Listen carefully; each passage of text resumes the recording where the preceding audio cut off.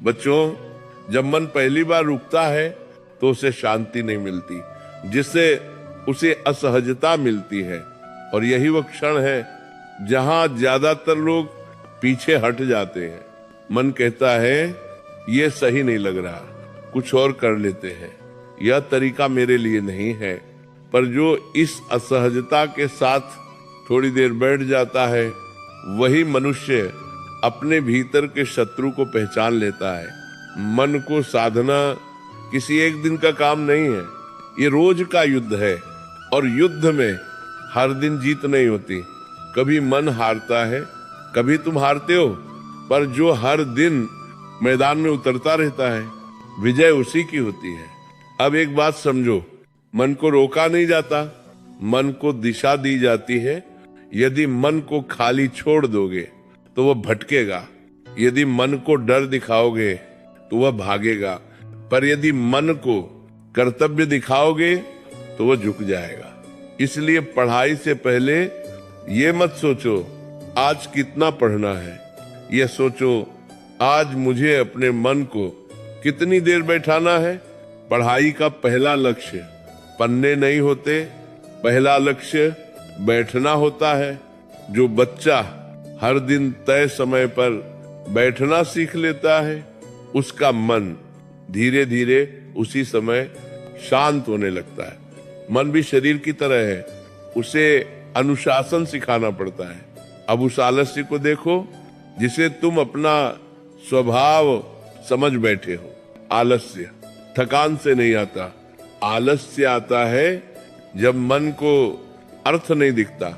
जिस दिन मन को यह समझ आ गया कि ये पढ़ाई मेरे जीवन को दिशा देगी, उस दिन आलस्य अपने आप कमजोर पड़ने लगता है। यही कारण है कि बिना उद्देश्य की पढ़ाई कभी टिकती नहीं। और उद्देश्य नंबर नहीं होते, उद्देश्य होता है अपने जीवन को किसी दिशा में ले जाना। अब एक और सत्य, जो मन दिन भर इधर उधर बिखरा रहता है, वह रात को भी शांत नहीं हो पाता। इसलिए पुराने समय में सोने से पहले नाम स्मरण कराया जाता था।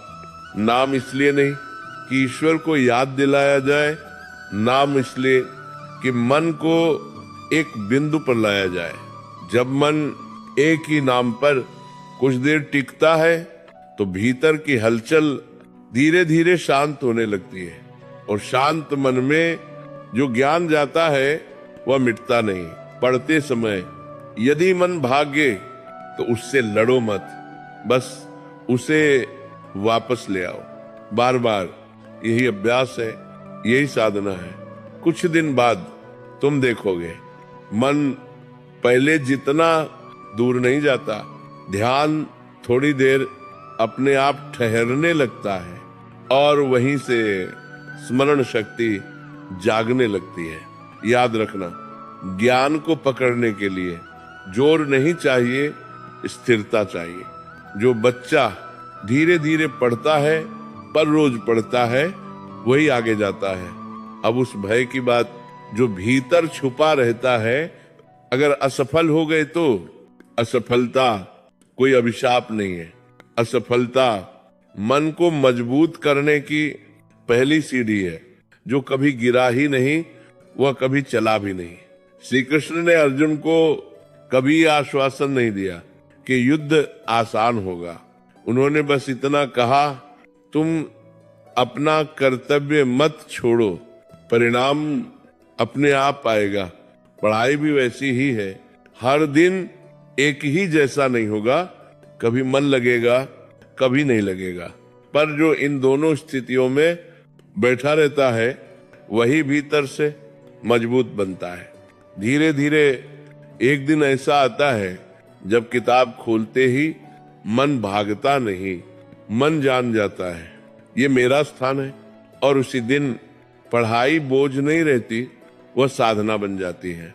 बच्चों, यह परिवर्तन शोर मचाकर नहीं आता, यह भीतर चुपचाप जन्म लेता है। कोई ताली नहीं बजती, कोई घोषणा नहीं होती, बस एक दिन तुम खुद महसूस करते हो आज मैं पहले जैसा नहीं हूं। यही असली विजय है और यही वह मार्ग है जिस पर चलकर मनुष्य अपने जीवन का युद्ध जीतता है। ये यात्रा यही समाप्त नहीं होती, पर आज के लिए इतना जान लेना पर्याप्त है। जो मन को साध लेता है उसके लिए कोई भी लक्ष्य असंभव नहीं रहता, और जो अपने कर्तव्य से पीठ नहीं फेरता, समय उसी का सम्मान करता है। और इसलिए बेटा, जब मन बार बार भागता है तो उससे नाराज मत होना। मन भागता है क्योंकि उसे अब तक भागना ही सिखाया गया है। जिस बच्चे ने सालों तक हर बेचैनी से भागकर मोबाइल उठाया हो, वह बच्चा एक दिन में स्थिर कैसे हो जाएगा? स्थिरता एक दिन में नहीं आती। स्थिरता हर दिन के थोड़े थोड़े अभ्यास से आती है। अब यहाँ एक बात बहुत ध्यान से समझो, पढ़ाई में मन न लगने का सबसे बड़ा कारण ये नहीं है कि विषय कठिन है। सबसे बड़ा कारण यह है कि मन अधीर हो गया है। अधीर मन फल तुरंत चाहता है और पढ़ाई धीरे फल देती है। यही टकराव मन को थका देता है। तुम पढ़ने बैठते हो और मन पूछता है कितनी देर में खत्म होगा, इससे क्या मिलेगा, अभी क्यों करूं? और जब मन को इन प्रश्नों का तुरंत उत्तर नहीं मिलता तो वह कहीं और भाग जाता है। यहीं से असली साधना शुरू होती है। पढ़ाई का अभ्यास किताब से नहीं, प्रतीक्षा से शुरू होता है। प्रतीक्षा बिना फल देखे बैठे रहने की। जो बच्चा ये सहना सीख लेता है कि अभी आनंद नहीं मिलेगा, वही आगे चलकर वह आनंद पाता है जिसके लिए लोग तरसते हैं। अब उस आलस्य की बात जिसे तुम अपना स्वभाव समझ बैठे हो, आलस्य शरीर की थकान नहीं है। आलस्य मन का विद्रोह है। मन कहता है मैं इतना क्यों करूं, बाकी लोग भी तो नहीं करते। और यहीं से तुलना जन्म लेती है। तुलना मन को सबसे ज्यादा कमजोर करती है। जो अपने रास्ते से नजर हटाकर दूसरों को देखने लगता है, वह अपने ही कदम डगमगा देता है। पढ़ाई दौड़ नहीं है, ये अपने आप से प्रतिस्पर्धा है। यदि आज तुम कल से थोड़ा बेहतर बैठे तो यही पर्याप्त है। यदि आज 5 मिनट भी मन को रोक पाए तो यही जीत है। छोटी जीतें ही बड़ी विजय का मार्ग बनाती हैं। दोस्तों, अब एक और गूढ़ बात, मन को जब अर्थ नहीं दिखता तो वह कठिन काम छोड़ देता है।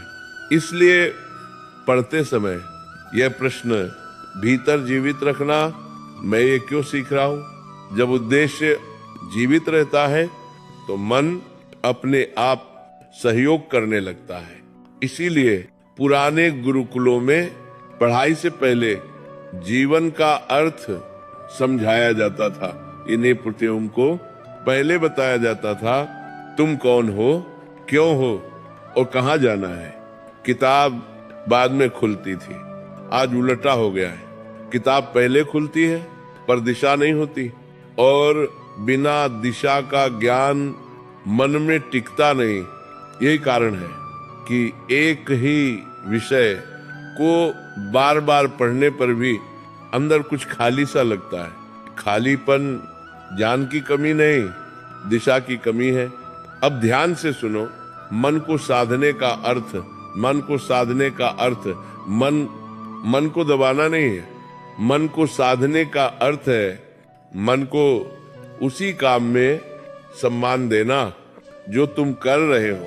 जब तुम पढ़ो तो पूरे मन से पढ़ो, और जब थक जाओ तो पूरे मन से थोड़ी देर रुक जाओ।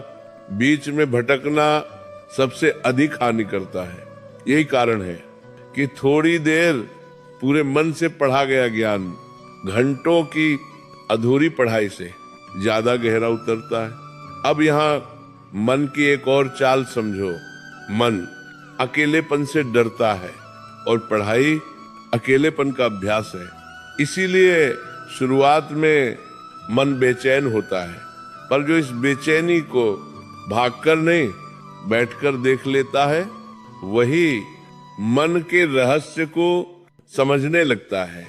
धीरे धीरे एक समय आता है जब वही अकेलापन डर नहीं देता बल्कि शक्ति देता है, और उसी क्षण पढ़ाई बोझ नहीं सहारा बन जाती है।